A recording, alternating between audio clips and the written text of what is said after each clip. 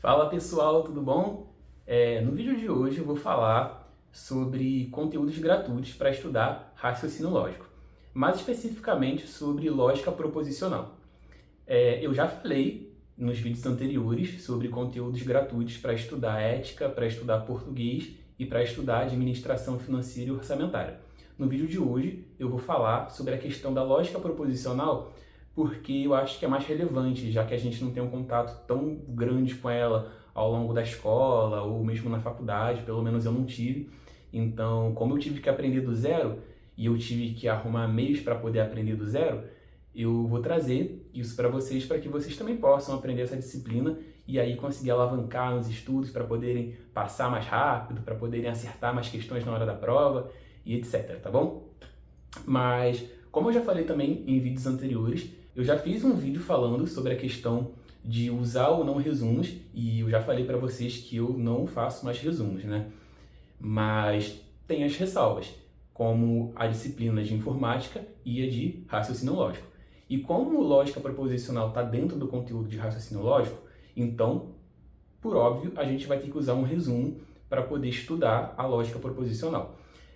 Eu realmente recomendo que vocês tenham um caderno, que vocês façam anotações, porque esse assunto tem muitos detalhes e a gente precisa também desenvolver, né, algumas questões escrevendo, a gente precisa ter um raciocínio lógico mesmo, né, como a disciplina mesmo coloca.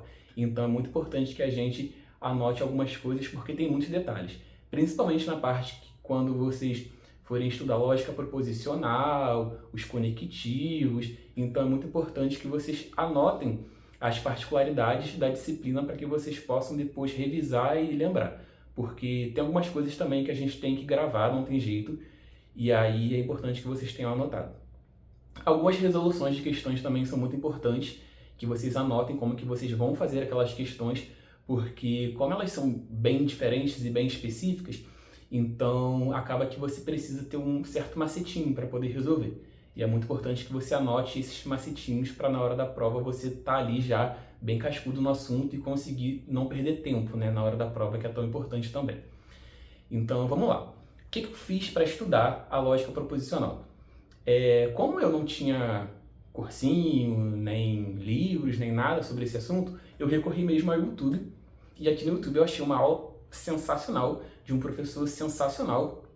E aí sim, eu estudei com esse professor e eu recomendo demais. Eu vou deixar o link aqui embaixo para que vocês também possam estudar com ele, porque foi algo que realmente abriu a minha mente para a disciplina. Como eu falei, né? Eu comecei do zero, não sabia absolutamente nada de lógica proposicional e esse professor me ajudou muito. Então eu vou deixar aqui embaixo. E aí como que funciona? Eu falei para vocês sobre a questão do caderno e também falei, né, sobre a questão de anotar.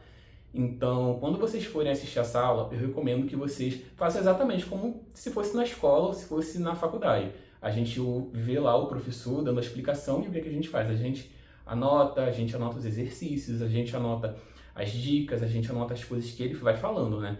Então, foi exatamente isso que eu fiz. Eu peguei o meu caderno e anotei tudo que eu podia, anotei os exercícios, resolvi os exercícios e fui anotando literalmente tudo que ele falava.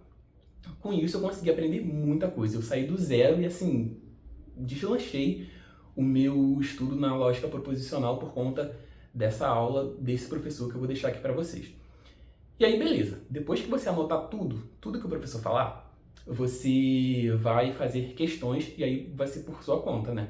Eu já também fiz vídeo falando sobre a importância de você ter uma plataforma de questões e essa é a única coisa desse mundo dos concursos que eu defendo, porque como, né, o mundo dos concursos é um comércio e eu não sou muito a favor desse comércio, então, mas a plataforma de questões é muito importante. É muito importante que vocês façam questões e as plataformas de questões, quando você assina, geralmente é um valor acessível, porque vamos supor que seja R$ 140 por ano, mas aí eles parcelam em 12 vezes. E aí 140 em 12 vezes acaba que fica um valor bem acessível por mês. Então eu recomendo muito que vocês assinem plataforma de questão para que vocês possam praticar as questões de todos os tópicos do edital. E aí depois é claro que vocês têm que controlar esse nível de acerto e esse nível de erro. Eu tenho um vídeo aqui também que eu já falei sobre planilha de controle de estudos e questões. Eu recomendo muito que vocês assistam esse vídeo. até porque a gente precisa de um norte, né? Quando a gente controla, a gente está tendo um norte nos estudos. Se você não controlar, você não vai saber para onde que você está indo e você não vai saber onde que você está acertando e onde que você está errando. E é justamente onde que você está errando que você tem que focar os seus esforços para que você possa chegar lá no dia da prova e não errar. Porque onde você está acertando, você não precisa se esforçar mais tanto onde você está, né, acertando. Você vai se esforçar aqui, onde você está errando. Então é isso, beleza. Você vai ter o seu caderno, você vai assistir videoaula e você também vai fazer questões sobre cada tópico do edital.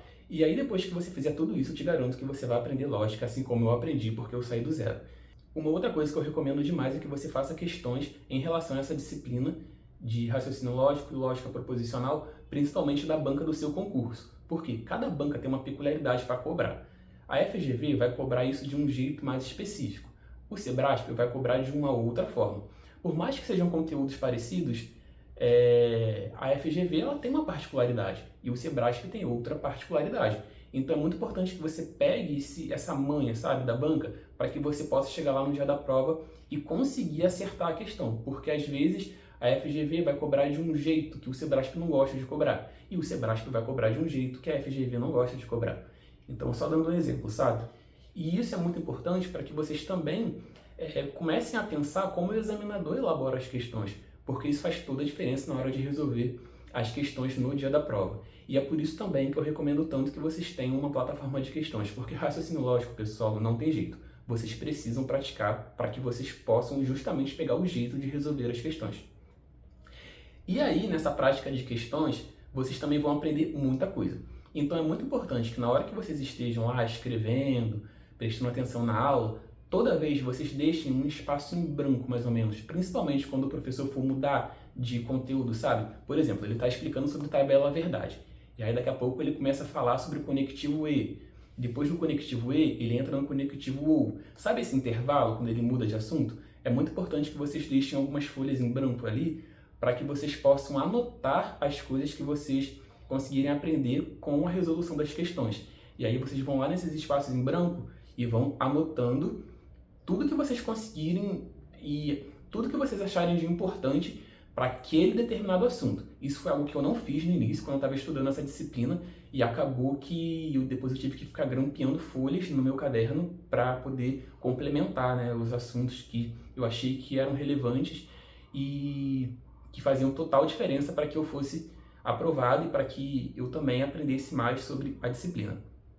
E aí tem muitas questões também que são cobradas de uma forma bem peculiar. É muito importante que vocês peguem essas questões que são cobradas de forma peculiar para que vocês também possam aprender como que o examinador está cobrando aquilo ali.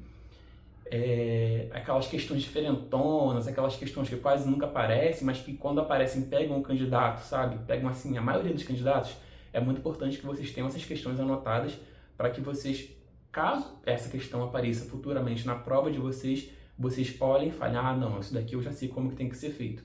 Então, para raciocínio lógico, eu acho que não tem jeito. Você tem que ter sim um caderno de questões, praticar com muitas questões e fazer essas anotações, porque elas fazem total diferença na hora de vocês estudarem, na hora de vocês revisarem. E uma outra dica também, por final, que eu vou recomendar para vocês, é que vocês façam questões todos os dias. Raciocínio lógico, gente, eu acho que não tem jeito, pelo menos para mim não tem jeito. Quando isso aparece no meu edital, eu já sei que eu tenho que estudar todos os dias. Nem que seja só ali 15 minutinhos, só resolvendo questões, mas eu posso tirar um dia para ali ver teoria de forma mais pesada, mas nos outros dias eu vou ter que fazer questão, eu vou ter que me manter em contato com a disciplina, porque se eu não me mantiver em contato com a disciplina, já era. Eu vou esquecer e isso vai me prejudicar bastante no dia da prova.